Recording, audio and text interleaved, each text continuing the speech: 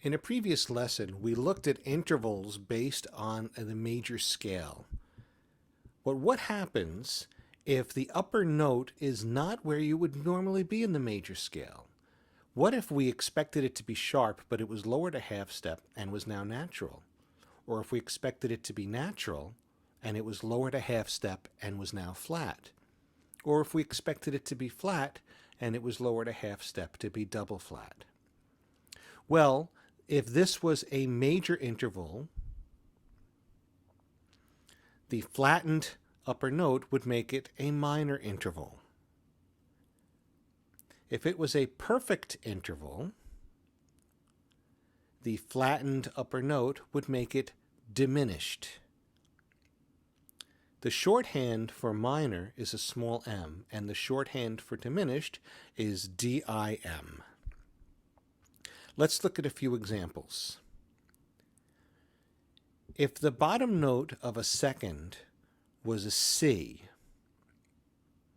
we would expect the second note to be D, because D is the second note of a C scale. But if the second note in this interval was D flat, the interval would be a minor second. If the bottom note was B flat, we would expect the second note of a B flat major scale to be C. But if the interval we have to determine is between B flat and C flat, that would be a minor second. If the bottom note was an A, we would expect the second note of an A major scale to be B.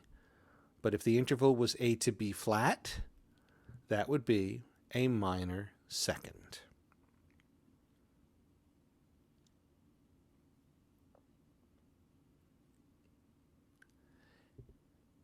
Let's look at thirds.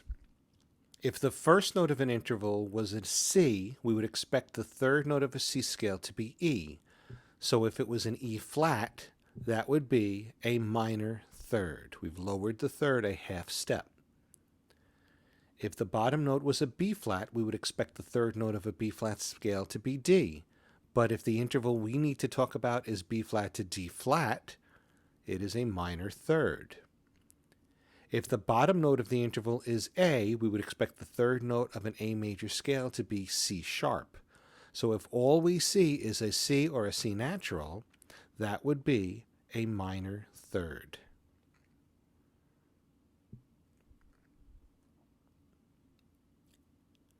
Let's look at our fourths. If the bottom note is a C, we would expect our perfect fourth to be F. But if the interval we're looking at is a lowered F to an F flat, that would be a diminished fourth. If the bottom note is a B flat, we would expect our perfect fourth to be E flat. But if it was E double flat, that would be a diminished fourth.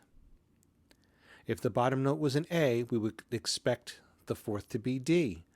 So if it was D flat, that would be a diminished fourth.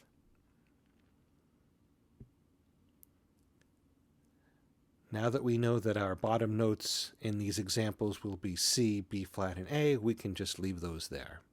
Let's look at our perfect fifth and drop that a half step. In the key of C, the fifth note of the C scale is G. So if it was lowered a half step to G flat, that would be a diminished fifth. In the key of B flat, the fifth note is an F. So if you saw F flat, that would be a diminished fifth. And in the key of A, the fifth note is E. So if you saw E flat, that would be a diminished fifth.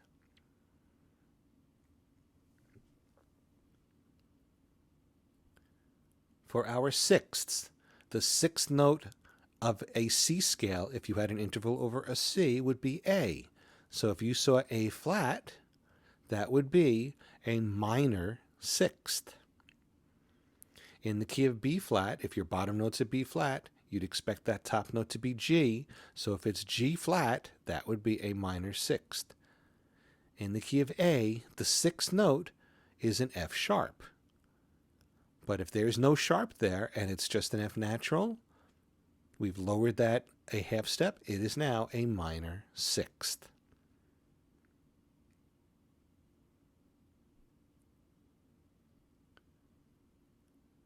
The seventh above a C.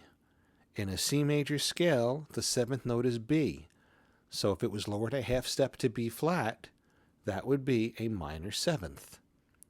And if the bottom note is a B flat, you'd expect to see an A.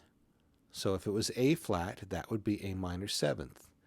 And if you were in an A, your seventh note in an A scale is G sharp.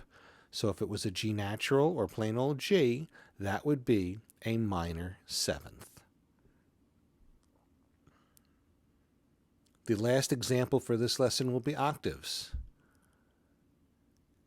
An octave is the same note, just a higher version of it. So if you have a C and your upper note is a C, but instead of C, it's C flat, that would be a diminished eighth.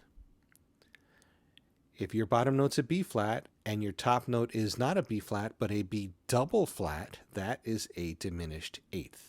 And if your bottom note is an A and the upper note is not an A, but a lowered A to A flat, that is a diminished eighth.